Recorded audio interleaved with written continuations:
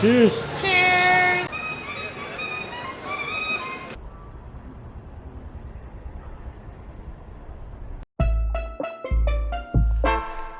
Hola mi amigos and buenos dias. Jess and I are going downtown into El Centro, Merida today. Thought it'd be a really good opportunity for us to kind of go over some of the reasons why we chose Merida to live in the first place. We've been living here for 6 months now and we're just about to leave, so we thought, hey, we can go downtown, show you guys around, show you some of our favorite places to go, things to do. It's Sunday today, so actually they close half of the street of Paseo de Montejo for biking, rollerblading, this, that, and the other. So we're gonna head down there to start out and then kind of walk deeper into El Centro and show you guys around. So we're gonna get our bits and bobs together. Uber should be here shortly and then we're gonna head out. Let's go.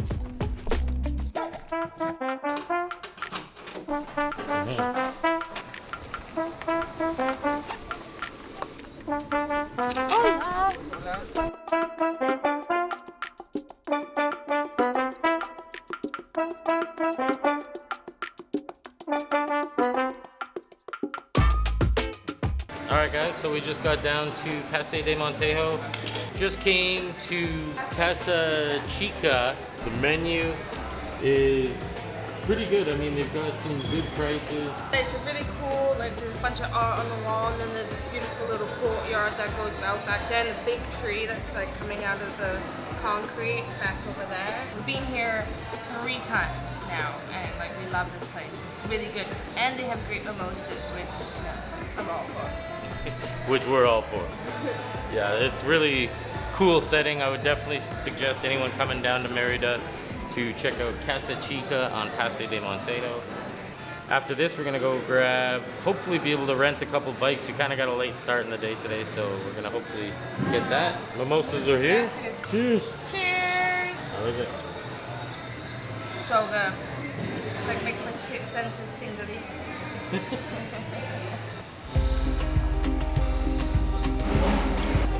Okay, She's ready. let's go. Here we go. All right, guys, we just finished brunch. Like we said, we were gonna go over some of the reasons why we chose Merida in the first place. Merida is actually the biggest city in all of the Yucatan Peninsula. So we knew that we would have all of our amenities readily available. We wouldn't have any problem connecting since we both work online. We wanted to make sure that we have, you know, our day-to-day amenities, all of our necessities covered. And so being that it's the biggest and one of the more modern cities in the whole Yucatan Peninsula, we figured we were pretty well covered in that regard. Now, we also, moving from one country that we're extremely familiar with to another country that, you know, we've only spent a combined few weeks in terms of holidays here and there. Safety was of utmost importance as well. And so upon research, we found that Merida is actually ranked the 2nd safest city in all of North America, only to Quebec City, which both facts So strange. kind of surprised us. But we felt extremely safe since being here. They have a big police presence. You'll notice there is military police around the downtown area. There's a lot of police on pretty much every street. And it can be a little bit intimidating when you first get here, but you know, after a little while, once you see them a few times, that you find they're extremely welcoming, they're extremely helpful if need be. We've never had any issues with them in terms of any kind of harassment or anything like that. So yeah, no, it's, you know, the first couple factors I'd say is the location itself, the amenities that are available here, and the safety are extremely important. We just came down here as we were walking down Paseo de Montejo. We're actually at the end of the street. There's a big square here with a bunch of shops. There's usually a night market or evening market here. It's nice how it's most of the walkway is shaded, so you don't need to worry about being in the heat too much. It does still get quite hot here though. Like, that's one thing that a lot of people had mentioned in our research of looking into moving here is, you know, if you can't stand the heat, don't choose Merida. And a couple Canadians thinking, oh, well, that's why we want to come down to Mexico. One of the reasons why is like we'd like to get away, especially we were leaving just before winter kicked in, and so yeah, I mean, we thought bring on the heat, but Hot. it can get hot here. One of our favorite spots to come down. I strongly suggest looking into it. You'll find expat bars. If you don't speak Spanish very well, you'll be able to find some bars down here that do cater to the English-speaking expat community. Places such as Casa, Chica, where we were this afternoon, and Hennessy's Irish Pub. A couple of our favorites right down here. But don't get me wrong, there's also a lot of authentic Yucatecan food down here as well. So whatever it is you're looking for, you'll be able to find it down here on Paseo de Montejo.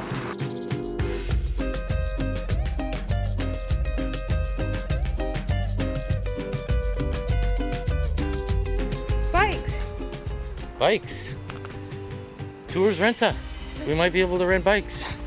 I think we may have found our solution. Turi Bike Merida Tours. If you're looking to rent a bike, this might be the place to go. 1 hour? Good, yeah. Okay, serían 90 90 pesos each, or 90 for both? for two. Yeah, 90 for two.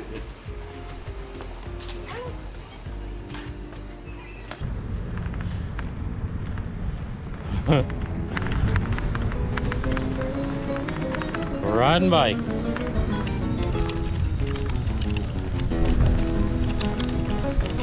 All right, we got the bikes. My seat is so loose, and I've right now got the GoPro strapped to my wrist, so sorry if the framing's all weird. I finally found where we can rent our bikes. If you come down and kind of miss the initial bike rush, you're not out of luck, because you can still rent some bikes and come on down. And now we're just cruising Paseo de Montejo.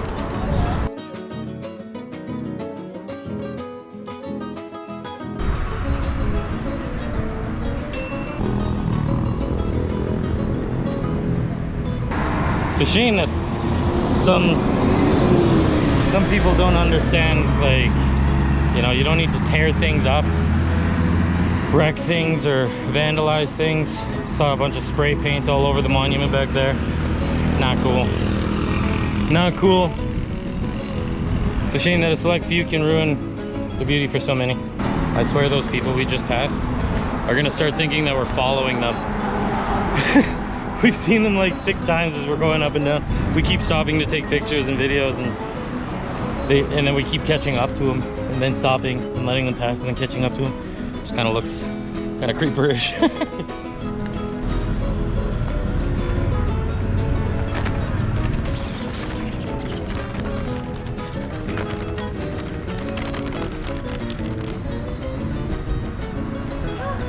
That was fun. So glad we did that. All right, we just dropped the bikes off, and what are we doing? We're gonna go down to like kind of the area we were last night. We're gonna head down to Park Santa Lucia. Basically kind of going through a checklist of some of our favorite places that we've stopped at and checked out since living here, and just kind of showing you those along the way. We do want to keep on track with telling you the reasons why we chose Merida. We've been over, you know, the location, the safety. Another thing is the history and culture of the area, the Yucatecan history or Mayan history. We went out on a tour to check out Mayapan. We would definitely suggest checking out Mayapan. Chichen Itza is very popular. Uxmal is very popular. Mayapan's a little bit less popular, but still a really awesome archaeological site.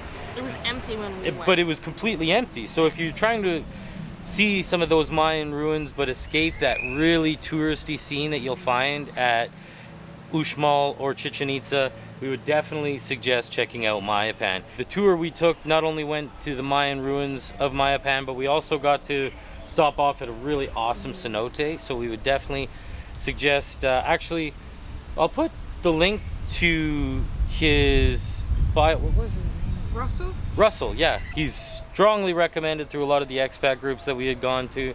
So I'll put a link to his Facebook page down below. So if you're interested in checking out some of the Mayapan ruins or doing a cenote tour, he's got really great competitive rates compared to some of the more you know, touristy board lines or it's things you'll find through Expedia. Way better prices. He's born and raised local, so you know you're getting a real authentic tour as well. And we actually also got to, on that tour, stop off and have real authentic local Yucatecan cuisine, which we love the Yucatecan food. Some of our favorites are huevos monteleños. That's our favorite breakfast. It's originated in the town of Motul, and it's basically got like refried beans, eggs on top of a tortilla with peas and like ham and tomato sauce. This tomato sauce, and it usually comes with fried plantains as well. So we would definitely suggest trying that out if you come down. And we're back.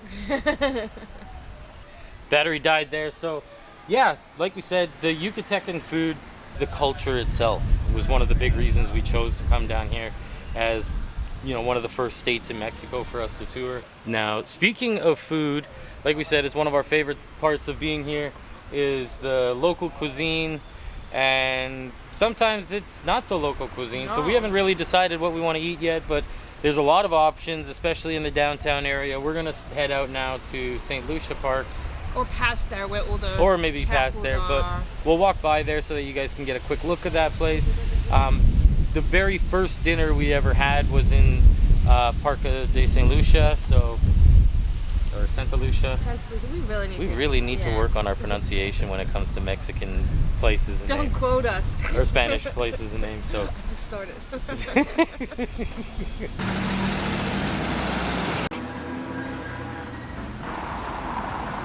And here we are, we're at the park we keep mispronouncing. Parque de Santa Lucia is what I'm pretty sure it is.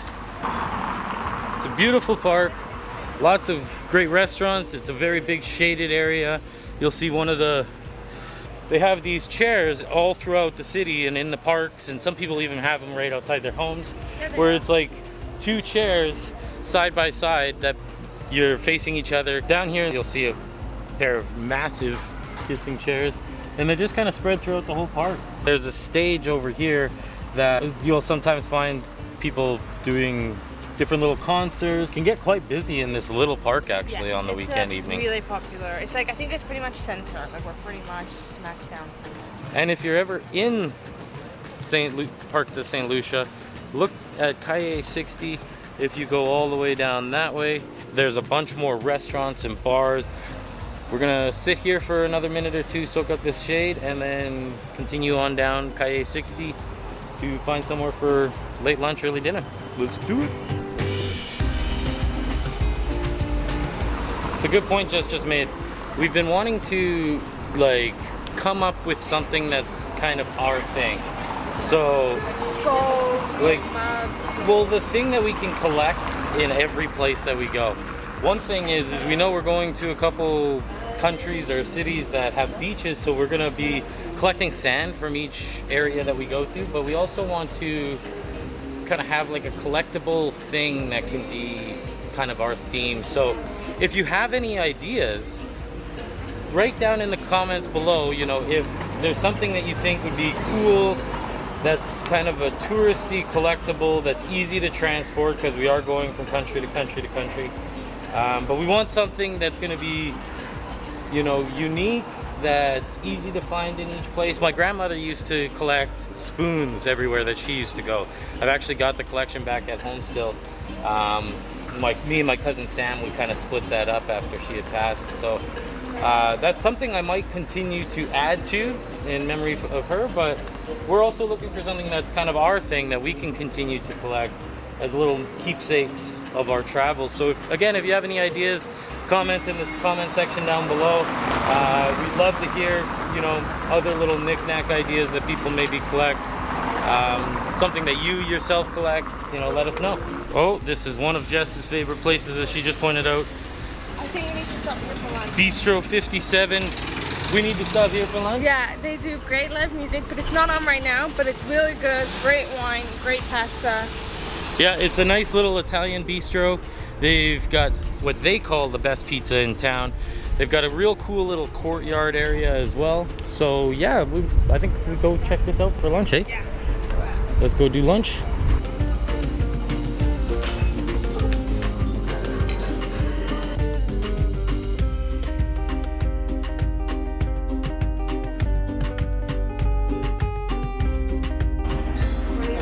Gracias. Hasta luego.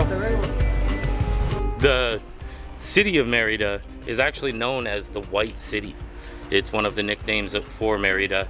The main reason why it's called the White City is because when the Spanish came here, they tore down a bunch of Mayan ruins and Mayan temples and repurposed that white limestone to build the buildings that you'll see in El Centro of Merida today. All right, guys, well, I think that's it for the day. I think that's it for the day. We've had a long day. We went down Paseo de Montejo, showed you guys around there, kind of covered some of our favorite parts of living here in Merida, from the safety to the history to the many different things you can see, the beauty of the city. One of our favorite parts of living in Merida is the fact that it's got close proximity to the beaches of Progreso. That's probably actually what we're going to feature in our next video. We're going on a trip to Progreso. I say trip, it's like 40-minute drive from our Airbnb. But yeah, we're getting tired. I think we're going to call it a day, wrap up this video, and head home. So don't forget, hit subscribe, smash that like button, ring a ding ding dong that bell so that you're notified in the next one. And again, our next video will be us going to Progreso. We'll be showing you the beautiful beach port town of Progreso, home of the biggest pier in the world, 4.5 miles, 4 miles, 6.5 kilometers long. A very popular port city for a lot of the cruise ships going through the Gulf of Mexico. And there's a lot to do there. A few things we'd like to show you guys there as well. After we go to Progreso, well, that's pretty much going to be the end of our last couple weeks here in Merida, and then we're going to be going to Cancun for the day and on to Panama. So if you want to partake in some of our adventures over the next few weeks and beyond, hit that subscribe button, and we'll catch you guys in the next one. See you soon. Bye for now. One last thing I wanted to point out that was really cool. We just finished basically filming the outro to this video, saying goodnight and goodbye to you guys, but after putting the camera away, 2 separate people came up to us asking about our YouTube channel, And they subscribed. They both subscribed. They're both very encouraging, and I just thought I'd take advantage of this time to point out the fact that, you know, when you're starting something like this, when you're trying to be creative, put yourself out there and do it in public with people walking around, it can be nerve-wracking. It can feel odd to just do something like this, record yourself, throw yourself out there, and you've got it in your head that everyone's going to be annoyed by it. They're going to think you're stupid, you blah, blah, blah, blah, blah. The few people whose attention we actually caught really liked and appreciated what we were doing, and now they're followers, subscribers. So I think that's a good final side note. yeah, so that's awesome. Gio, Karen, thank you for subscribing. It was very nice meeting you. Drop a comment down below if you end up seeing this. Just say hello, and yeah, we'll see you guys in the next one. Bye. Bye.